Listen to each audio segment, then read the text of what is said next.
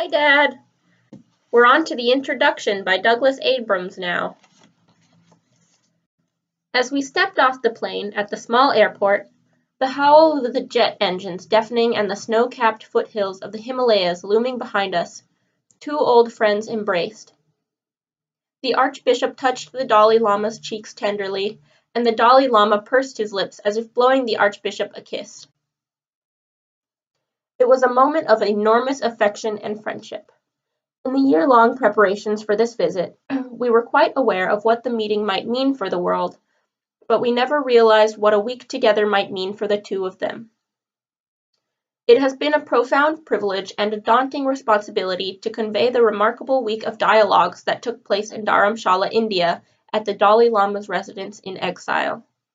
In this book, I have tried to share with you their intimate conversations, which were filled with seemingly endless laughter and punctuated by many poignant moments of recalling love and loss.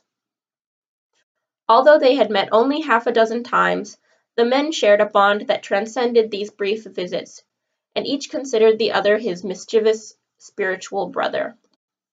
Never before, or likely after, would they have a chance to spend so much time in each other's company, reveling in the joy of their friendship. The heavy footsteps of mortality were never far from our conversations. Our trip itinerary had to be reworked twice so that the Archbishop could attend funerals for his peers. As health and global politics have conspired to keep them apart, we recognized that this might be their last time together. For a week we sat in a pool of soft light, arranged carefully to avoid hurting the Dalai Lama's sensitive eyes, as 5 video cameras filmed around us. During our quest to understand joy, we explored many of the most profound subjects in life. We were in search of true joy that was not dependent on the vicissitudes of circumstance. We knew that we would need to tackle the obstacles that so often make joy elusive. During the dialogues, they outlined 8 pillars of joy, 4 pillars of the mind, and 4 pillars of the heart. These two great leaders agreed on the most important principles and offered illuminating differences as we attempted to gather insights that might help readers to find lasting happiness in an ever-changing and often aching world. We had an opportunity each day to sip warm Darjeeling tea and to break bread, the Tibetan flat bread. All who were working on filming the interviews were invited to join these daily teas and lunches. One exceptional morning, the Dalai Lama even introduced the Archbishop to his meditation practice in his private residence, and the Archbishop gave the Dalai Lama communion, a rite generally reserved for those who are within the Christian faith. Finally, at the end of the week, we celebrated the Dalai Lama's birthday at the Tibetan Children's Village, one of the boarding schools for children who have fled Tibet, where the Chinese authorities have prevented them from receiving an education based on Tibetan culture and language. The children are sent by their parents over the mountain passes with guides who promise to deliver them to one of the Dalai Lama's schools. It is hard to imagine the heartbreak of parents sending their children away, knowing that they will not see them again for more than a decade, if ever.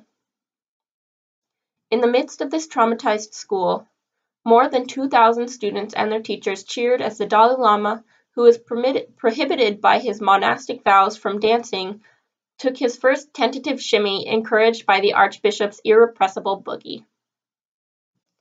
The Dalai Lama and the Archbishop are two of the great spiritual masters of our time, but they are also moral leaders who transcend their own traditions and speak always from a concern for humanity as a whole.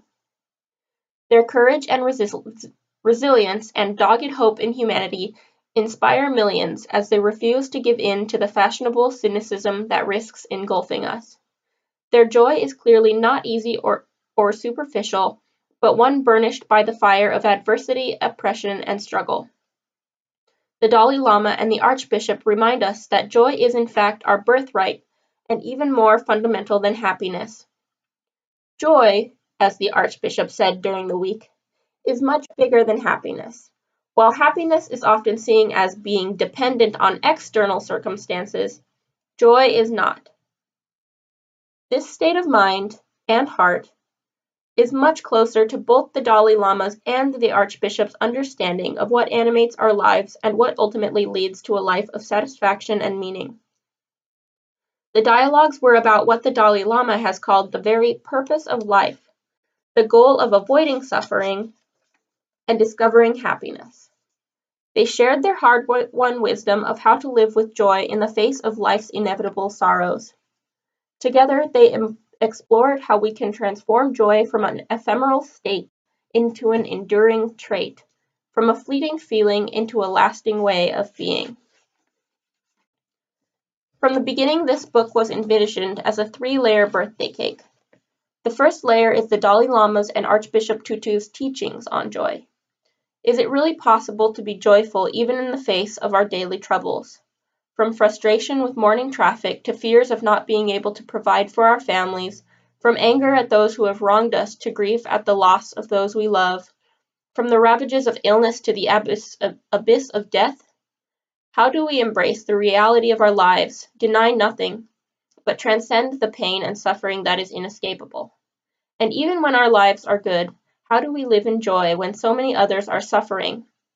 When crushing poverty robs people of their future, when violence and terror fill our streets, and when ecological devastation endangers the very possibility of life on our planet?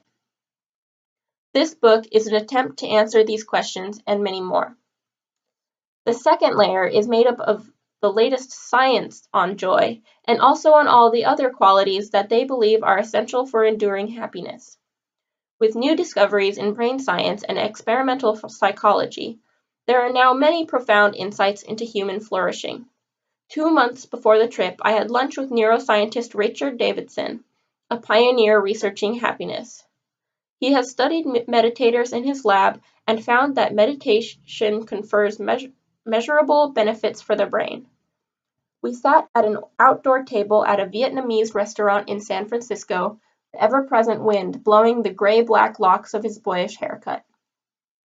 As we ate spring rolls, Davidson said that the Dalai Lama had once confessed to him that he found the science on meditation inspiring, especially when getting out of bed to sit in the early morning. If the science helps the Dalai Lama, it can help the rest of us even more. Too often we see spirituality and science as antagonistic forces, each with its hand at the other's throat. Yet Archbishop Tutu has expressed his belief in the importance of what he calls self-corroborating truth, when many different fields of knowledge point to the same conclusion. Similarly, the Dalai Lama was adamant about the importance of making sure that this was not a Buddhist or Christian book, but a universal book supported not only by opinion or tradition, but also by science. Full disclosure, I am Jewish, although I also identify as secular. It sounds a little like a joke. A Buddhist, a Christian, and a Jew walk into a bar. The third layer of the birthday cake is the stories of being in Dharamshala with the Dalai Lama and the Archbishop throughout the week.